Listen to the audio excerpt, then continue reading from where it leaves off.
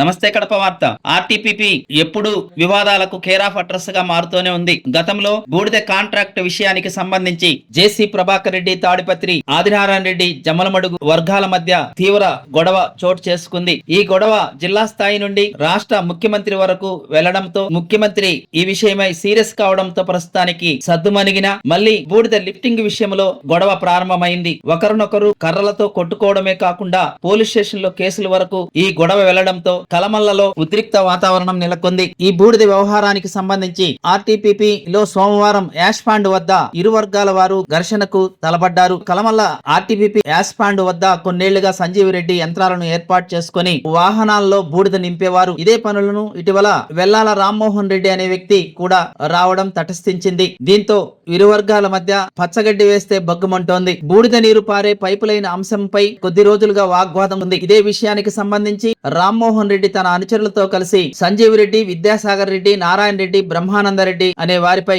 దాడికి పాల్పడ్డారని, ఈ సంఘటనపై ఇరు వర్గాల నుంచి ఫిర్యాదులు వచ్చినట్లు కలమల్ల ఎస్ఐ తిమోతి తెలియజేస్తున్నారు. వాటిని పరిశీలించి ఇదే విషయాన్ని ఉన్నతాధి దృష్టికి తీసుకెళ్లడంతో ఘర్షణలకు తావివ్వకుండా కొండాపురం, ఎర్రగుంట్ల, జమ్మలమడుగు పట్టణ సిఐలు సంఘటనా స్థలానికి చేరుకుని తమ సిబ్బందితో బందోబస్తును నిర్వహించడం జరిగింది. వెల్లాల రామ్మోహన్ రెడ్డి తన అనుచరులతో వచ్చి తమపై దాడి చేశారని అతని కుటుంబ సభ్యులు, సంజీవ్ రెడ్డి అతని అనుచరులు ఆర్టీపీపీ వద్ద విలేకరుల సమావేశంలో తెలియజేయడం జరిగింది. ఈ విషయమై ఇరు వర్గాల మీద పోలీసులు కేసు నమోదు చేస్తున్నట్టు తెలుస్తోంది.